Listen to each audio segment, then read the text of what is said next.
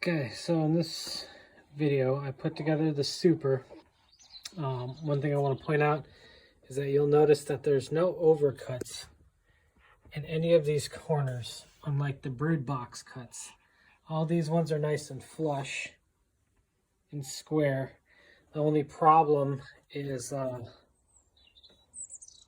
the joints are actually a little bit too spacious, which makes it really hard to get this whole thing square, because as you can see here, the whole thing wiggles around a whole lot, which makes it really hard to keep the whole thing square so you can screw into it.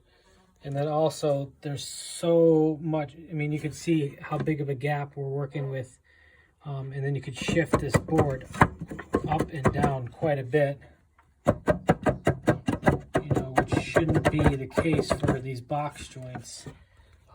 They should be in there somewhat tight, not so loose, to where if I barely touch this thing, the whole thing falls apart. Because, I mean, you can literally just tap this stuff and it all will come falling apart, and that's not how these joints should be.